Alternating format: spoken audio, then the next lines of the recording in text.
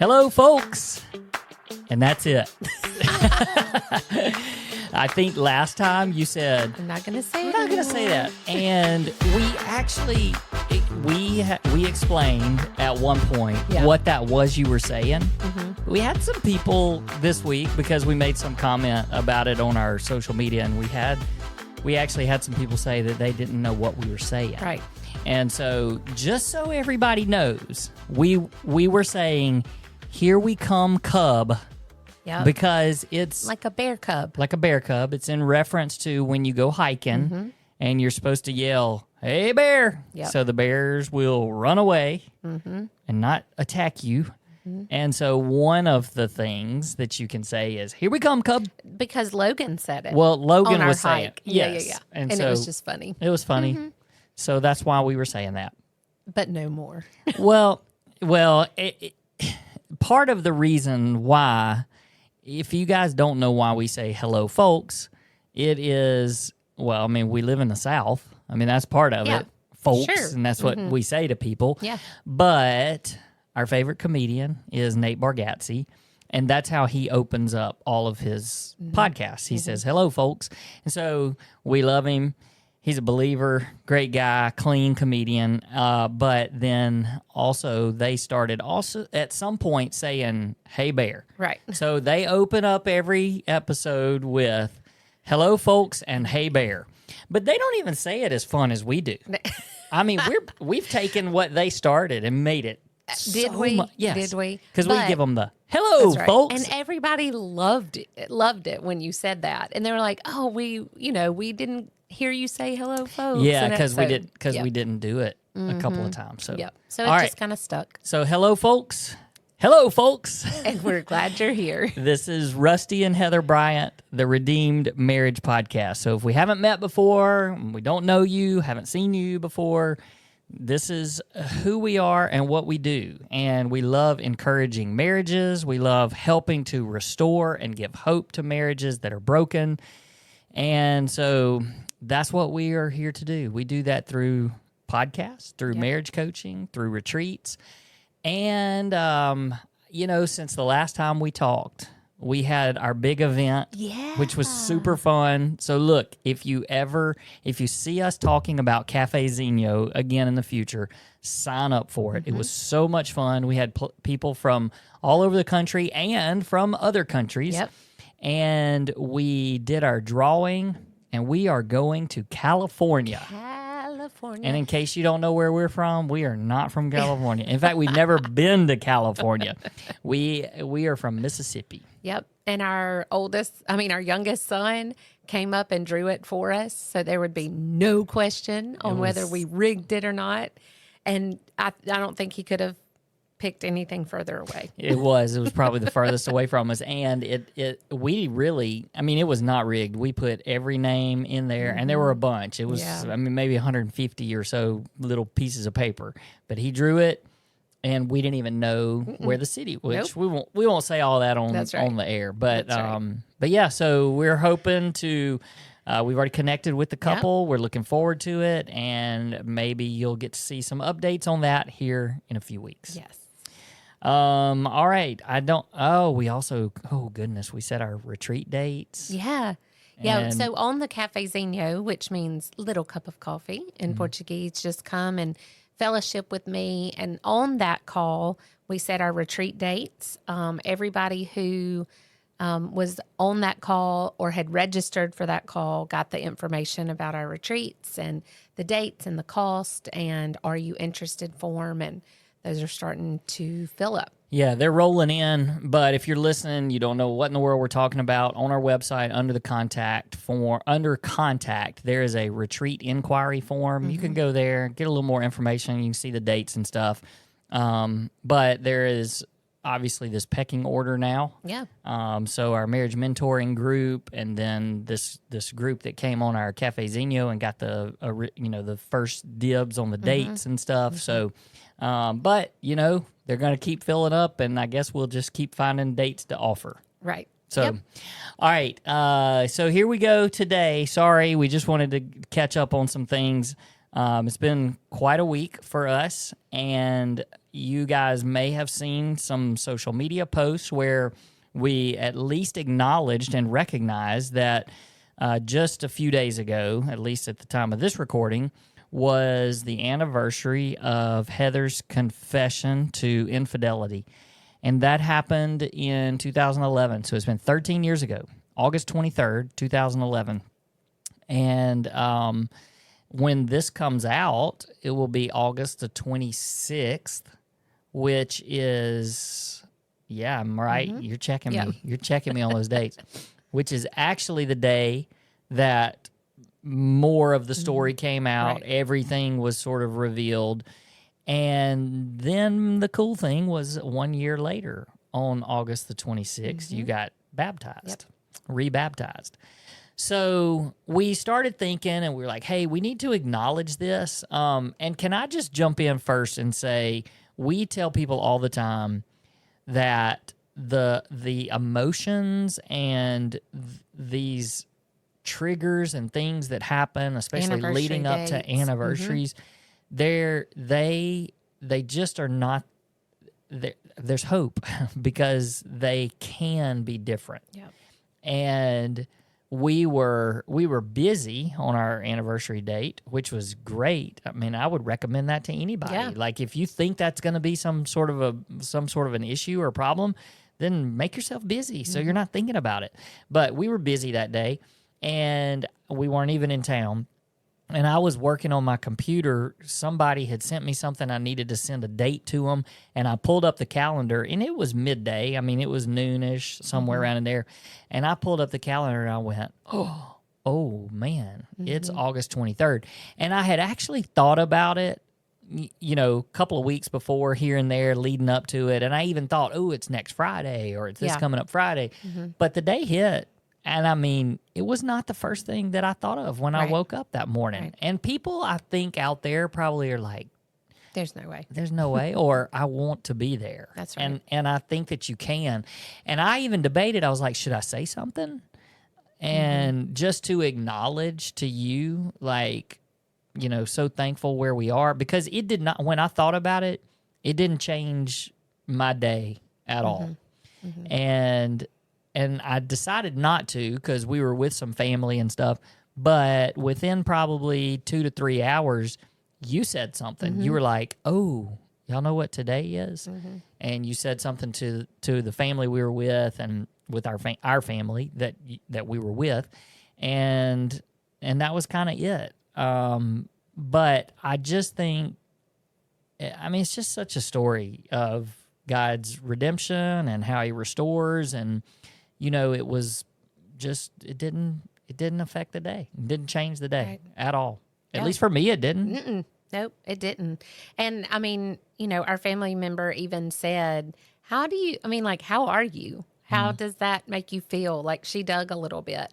And I was able to say that there has been so much restoration and healing around this date. And we talk to people all the time about redeeming things, dates, places, all of those things, that it really, like, it didn't take the breath out of me.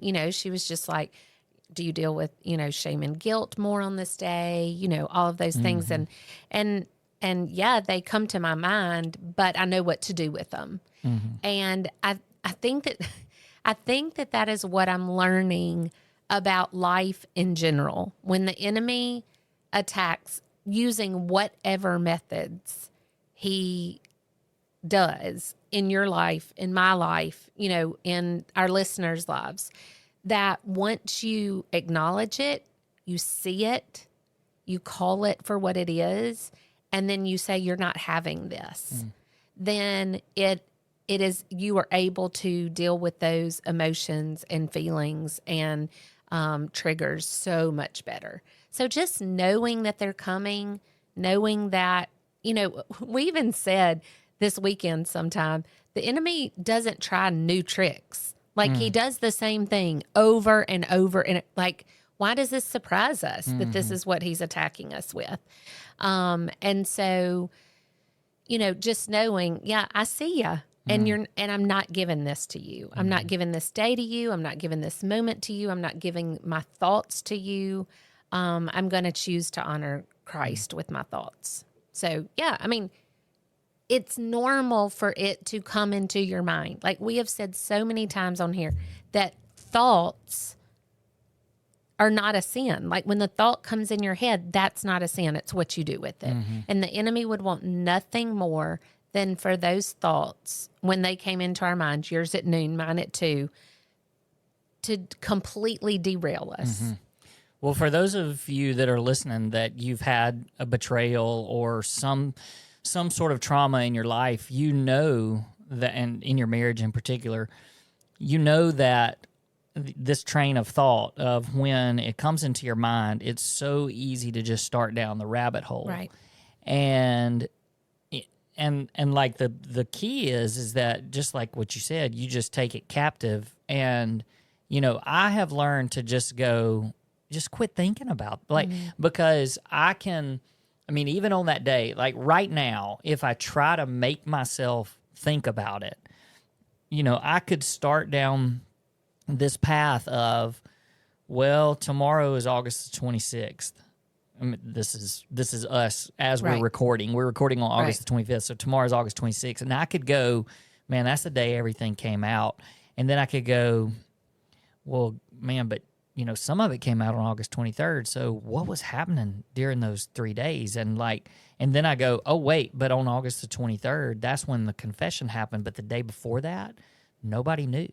You were in the middle of it. So what was happening? I could just... And then it just goes and goes. And what that is me still trying to put the puzzle pieces together. And it's impossible to do. And so I would just encourage anybody that's listening to this to do a couple of things when these anniversaries might hit. One is make yourself busy. And even if it's go do something fun with your spouse, if that's what it needs to be. But then also just stop yourself from going down the rabbit hole, and don't chase the puzzle pieces. And still, it doesn't matter how long it's been, whether it's been 3 years, 5 years, 13 years, just stop thinking about it. And you can make yourself stop thinking about it. There will be thoughts that come into your head, but you can stop the progression of those thoughts. Right. Now, the other thing, and this is what I just wanted to talk about today for a few minutes, is the other thing is that you think about the positives. And this is how, like when you said you can stop thinking about it. Yeah. This is how you do that. That's right. You replace your thoughts. You can't, that's one thing that's so important. You hear people say, just don't think about it. I'm sorry, what? How do you not think about it? But you replace your thoughts with different thoughts. And that's where you're talking about replace them with positive things. And like what I've been thinking about just in the last few days is when I think about August the 23rd, 2011, and the question often comes up, and really I think about it sometimes, why did we stay together? What were the reasons? And, the results are obviously what they are, but they are a result of us choosing to stay together. And so as you think, well, why did we stay together? And then you can look back through 13 years and you can go, man, that's why we stayed together. And what if we had not stayed together? And as those negative thoughts come into your mind, you replace them with, wow, I am so glad we made the choice to stay together because here we are. So when you think about why did you stay? You got caught, you confessed, our worlds blew up. And, even in the midst of that, you had a choice. And so why did you choose to stay? Well, we talk a lot about finding a reason to stay, even if it's not for the right one. And if the right one's not marriage. You know, if I couldn't just say, oh, I'm staying because I love you and I made a mistake, you know, if that's not my first thought, find a reason that you need to stay. And on that date, on August 23rd, 13 years ago, my reason was for staying was my boys. It's the thing that I held on to, that I was like, I can't lose them. I cannot do this, you know, split time. You get them half the time, I get them half time. And I know that's a lot of people's story, but I just was like, I have to stay for them. But then as I journeyed through the process and fell in love with the Lord and chased after him and started doing the hard work, because I knew that my heart was in a horrible place for me to have been able to do what I did, for me to have an affair. My heart was not in a place that was honoring God.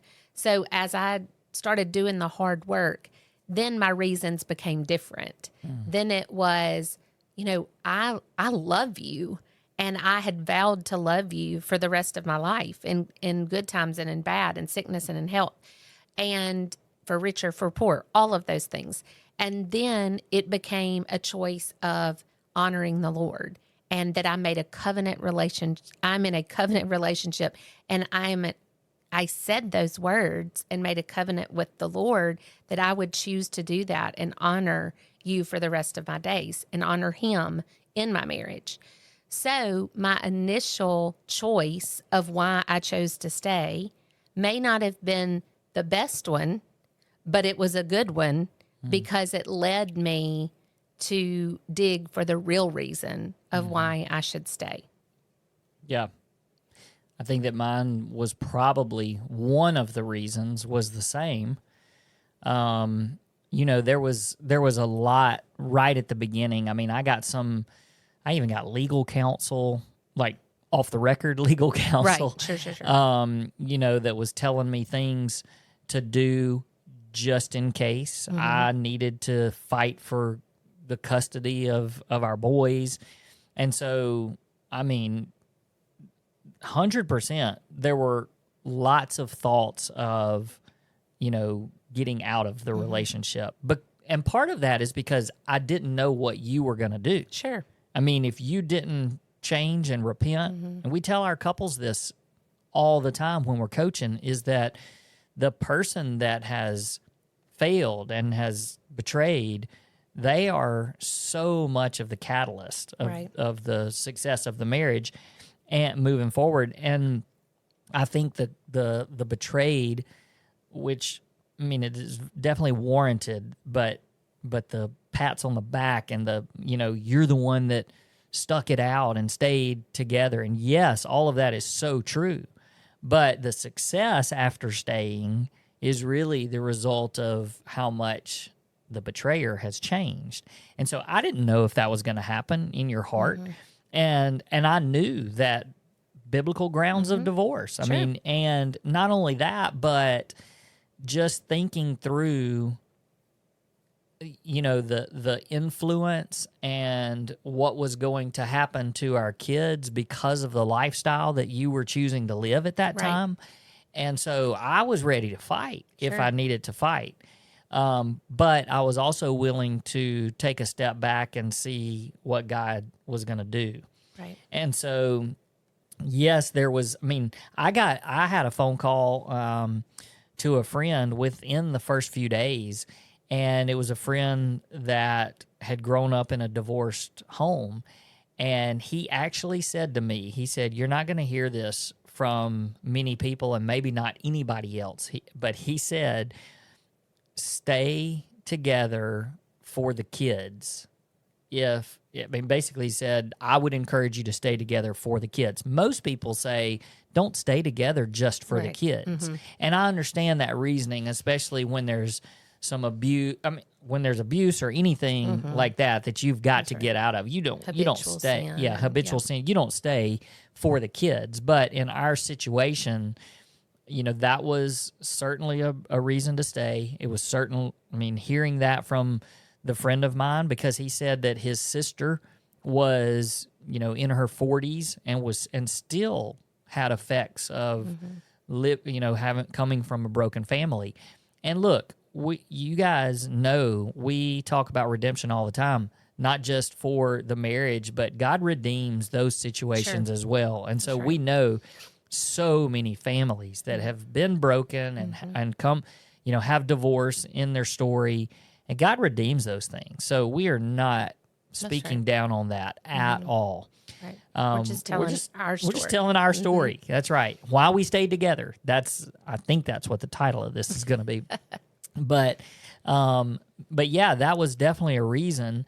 And then I think so much of mine was also, I really did. I heard from God that first night after the first part of the confession. I came home. I was prompted to go and look for ways to help heal our marriage. That's when I found the marriage intensive. And I mean, I'm 100% confident and sure that was God leading me to do those things. Right. And so, I've said before that I felt like God was saying, you have permission to leave, but I'm asking you to stay. And so between those two things, between God saying, hey, I need you to walk this journey. I'm asking you to walk this journey. Now, I also believe that, just like I said, God was saying, you have permission. I mean, it is in the Word, and you have permission. And if I had chosen that path, then I believe that God would he could still redeem my story. But instead, he chose, because he chose to redeem our story together. And so now and you're saying we chose, but the first statement you said, he chose to change our hearts and bend our hearts in a way to where we decided to stay. And that, yes, people have a choice, but I also know 100% that God changed my heart that day to break it in a way that I saw who I was apart from him and what I was doing. And I mean, that's a miracle that he did that. And I know it's because there were people praying. That's right. That I would be broken. And if you're listening to this and your spouse or someone is not broken for their sin and seeing who they are without the Lord, then you need to pray brokenness for them, that whatever it takes, God, break their hearts and let them see truth. Because I was so blinded to truth. The amount of sin and the amount of deception and the amount of convincing myself that what I was doing was okay, I couldn't see truth anymore. And I know that God chose, that he was chasing after me enough and loved me enough to break me. Well, the whole, when it was brought into the light, I mean, that's when it happened. Yeah. And so that's why we are so adamant and we stress so much about no secrets. And, for us, because it became so public, then all of a sudden there were people praying for us that we didn't even know were praying for us. Sure. But when it was still in secret, God was chasing after you when it was in secret. Sure. But you could not see it, and the scales were on your eyes where you had no spiritual sight to be able to see that. That's right. But when it came into the light and people began to pray, then, man, that's when you saw that God was chasing after you. Right. And you had to find out what this was all about. Right. And so, I think that there's a lot of people out there that they just dig in and try to journey and fight for their marriage alone. And I do understand that. Like, I understand the pain and just how scary it is and the shame and the guilt, all of that. But it is really, really hard to do it alone. And part of that is because just like what we said, there's not a community or even just another couple. Like there's, look, one power of someone praying, and maybe it is just another couple. Like maybe it's us, that because we've journeyed through this with lots of couples that we're the only people that know about it. That's right.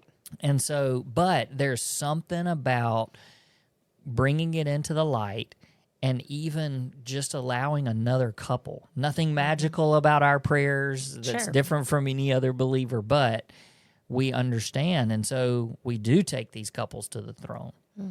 And so I think that's a big, what you just said, because you were talking just about how God chased, and then as people begin to pray, and it allowed you to change. Yeah. And so in the question of why did we stay together, I think that God chose to, I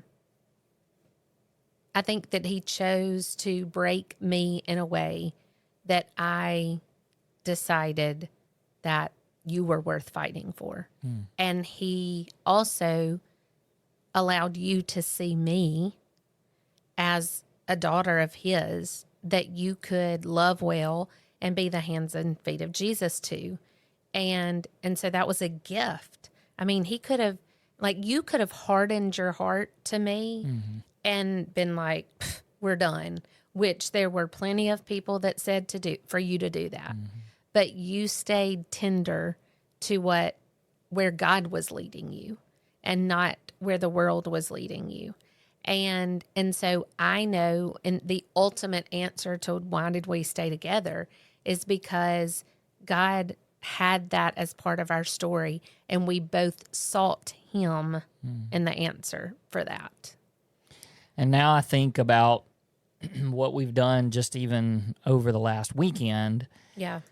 And I mean, there's plenty of times when I think, wow, this could have been so different. Yeah. And, we moved our second child. Our last one. Our last child. We only have two.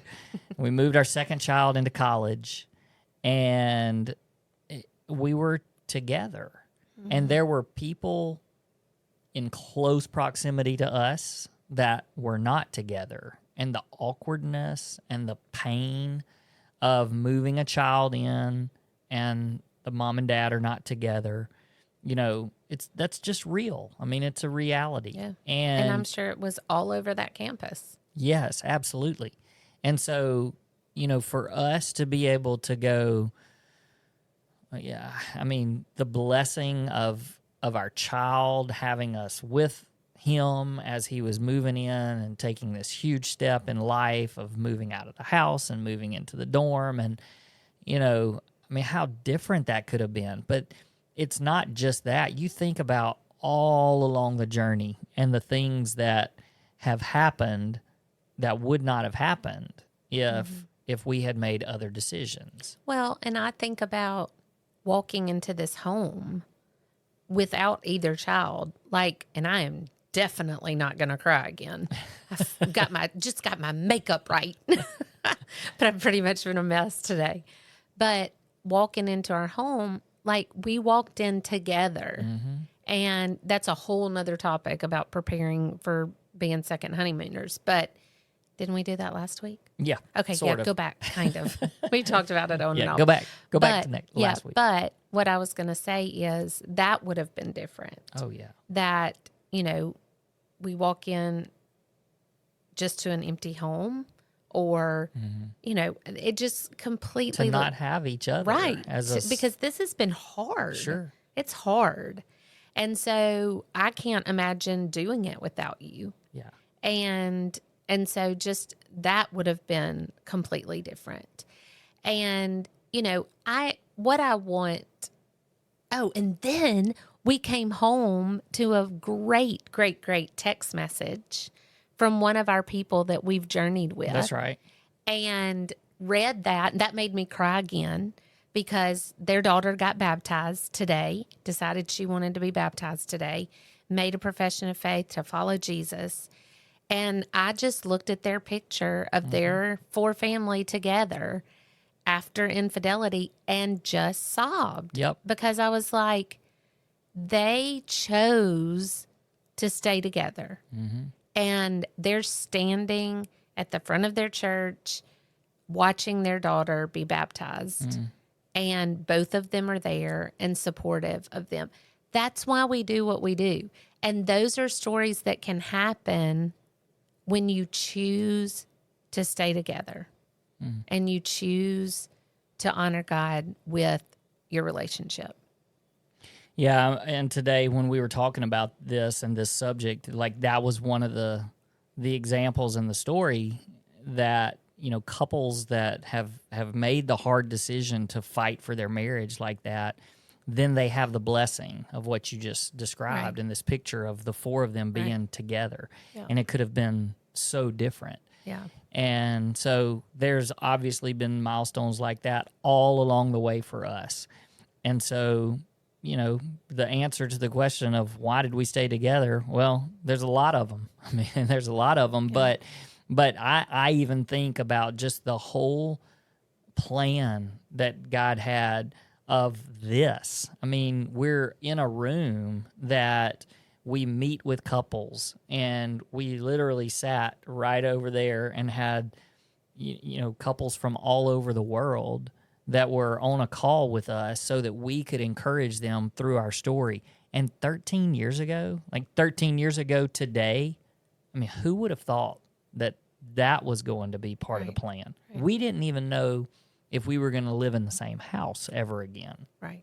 And here we are, same house, different purpose. That's right. So, that's right. Well, I hope that our story is an encouragement and hope for people. And I know that even like on social media, like Heather's really been, you know, pushing that this is a story that so many people don't hear on a normal basis. And so they think they're alone. They think they're the only one. And then all of a sudden, man, there is somebody that's made it. And not just made it, but 13 years later, and we got to walk into a house, an empty house that's not empty because we're both here. That's right. And, you know, our door's going to always be open for both of our boys. And I'm sure they'll probably come back more than we even could hope or imagine. That's right. Hey, thank you guys for listening. We are very grateful for our listeners. We'd love for you to share this with somebody. It doesn't mean that your marriage is failing or that you've had something in your marriage like our trauma, because you can learn from the stuff that we are able to share and the hope that we're able to give. So share it with a friend, whether they're going through something tough or not, and you may not even know that they're going through something tough. So we would love for you to do that, because we'd just love for our message of hope to get in the hands and ears of more people. All right, thanks. We'll see you guys next week. Peace. Peace.